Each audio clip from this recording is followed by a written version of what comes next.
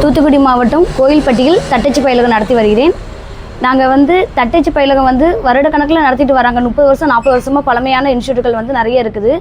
இதை நம்பி ஒரு 6000 இன்ஸ்டியூட்டுகள் நடைபெறுகிறது. இப்போ பார்த்திங்கன்னா கணினி வழியில் கொண்டு வரேன் அப்படின்னு சொல்லியிருக்காங்க. கணினி வழியில் கொண்டு வரதுனால என்ன ஒரு பிரச்சனை வரும் அப்படின்னா, ஏழை குழந்தைகள் அவங்களுடைய தேவைகளை பூர்த்தி செஞ்சுக்கவே முடியாது. டைப்ரைட்டிங் இருக்கிற வரைக்கும் ஏழை குழந்தைகள் குறைந்த கட்டணத்தில் படித்து அரசு வேலைகள் பெற்றவங்க நிறைய பேர் இருக்காங்க. இன்னும் சொல்லப்போனால் கஷ்டப்பட்டவங்களே நாங்கள் நிறைய பேர் டைப்ரைட்டிங் இருக்குன்னா படித்து அது மூலியமாக இன்ஸ்டியூட் வச்சு ஒரு வாழ்வாதாரத்தை நடத்தி வருகிறோம். அப்படி இருக்கும்போது கணினி வழியாக கொண்டு வந்தாங்கன்னா இதனால் அவங்களோட ஃபீஸு எல்லாமே எக்ஸ்ட்ரா ஆகும்போது அவங்களால ஏழை குழந்தைகள் வரவே முடியாது. ஒரு கம்ப்யூட்டர் படிக்கிறோம் அப்படிங்கிறது அவங்களுக்குலாம் வாழ்வாதாரத்துக்கு அப்பாற்பட்டதாக இருக்கும். ஏழை குழந்தைங்களுக்கு ஒரு 300 ரூபா ஃபீஸு 400 ரூபா ஃபீஸ் கட்டி வர்றதுக்கும் 3000 வரைக்கும் கட்டி வர்றதுக்குலாம் வித்தியாசங்கள் இருக்கும். எங்களாலையும் குறைந்த கட்டத்தில் கம்ப்யூட்டர் மூலிமா சொல்லிக் கொடுக்க முடியுமான்னு கேட்டிங்கன்னா கண்டிப்பாக முடியாது. அதற்கான எக்ஸ்பென்ஸ் ரொம்ப ஜாஸ்தியாகும். அதுக்கு அடுத்தபடியாக எங்களுக்கு இப்போ கம்ப்யூட்டர் டைப்ரைட்டிங் கொண்டு வரேன் அப்படிங்கிறாங்க. பழைய டைப்ரைட்டிங்கே நடத்துமாறு நாங்கள் தமிழக அரசுக்கு கோரிக்கை வச்சிடறோம். எங்களுடைய கோயில்பட்டி எம்எல்ஏ சார்ட்டையும் மனுக்கள் அவங்களும் பேசுகிறேன்னு சொல்லியிருக்கிறாங்க. கொஞ்சம் தமிழக அரசு எங்களுக்கு உதவுமாறும் ஏழை குழந்தைங்களுக்கு உதவி புரியுமாறும் கேட்டுக்கிறோம். என்னுடைய பேர் சங்கர கோமதி.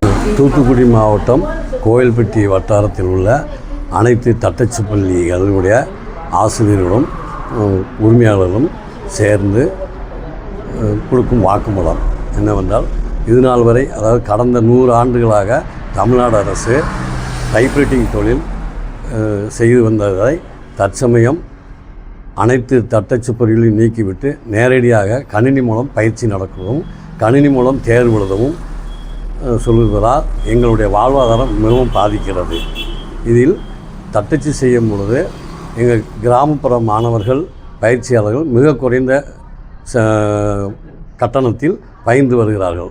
கம்ப்யூட்டர்னு சொல்லக்கூடிய கணினி வழியில் வரும்போது அவங்களுக்கு அதிகமாக கட்டணத் தொகையும் எங்களுடைய செலவுகளும் அதிகமாக இருப்பதனால் எங்களுக்கு இந்த கணினி முறை தட்டச்சு தேர்வை தற்காலிகமாக நிறுத்தி வைக்க முடியும். எங்களுக்கு தொடர்ந்து தட்டச்சு பாடத்தில் அதில் உள்ள புதிய வழிமுறை எதுவானாலும் சிலபஸ் மாறினாலும் நாங்கள் அதை ஏற்றுக்கொண்டு நல்ல முறையில் நடத்துறதுக்கு தயாராக இருக்கிறோம். எனவே தமிழ்நாடு அரசு தனி கவனம் செலுத்தி எங்களுக்கு தட்டச்சு பொறி இன்ஸ்டியூட் வச்சு நடத்தும் அனைத்து உரிமையாளர்களுக்கும் எங்கள் வாழ்வாதாரம் பாதிக்காத அளவு உதவி செய்ய வேண்டுகிறோம்.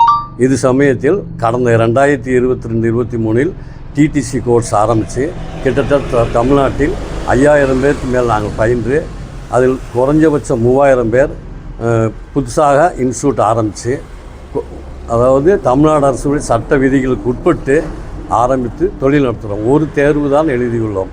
அதற்குள் தட்டச்சு பொறி தேவையில்லை, நேரடியாக கணினிக்கு வரவும் கணினியில் தான் எல்லா பயிற்சியும் அப்படி சொல்லி 2 பாடத்தில் தமிழ் 99 ஒன்றும் இங்கிலீஷில் AWEF என்றும் மாற்றியுள்ளார்கள். அது நாங்களே கற்று பிள்ளைகளுக்கு சொல்லிக் கொடுக்கறதுக்கு கால அவகாசம் வேணும். பிள்ளைகள் உடனே கற்றுக்கிட முடியாது. அதனால் தயவுசெய்து கோயில்பட்டி வட்டார தட்டச்சு உரிமையாளர்கள் அனைவரும் சேர்ந்து எங்களுக்கு பழைய தட்டச்சு பொறி தேர்வே தொடர்ந்து நீடிக்குமாறு தமிழ்நாடு அரசை வலியுறுத்துகிறோம்.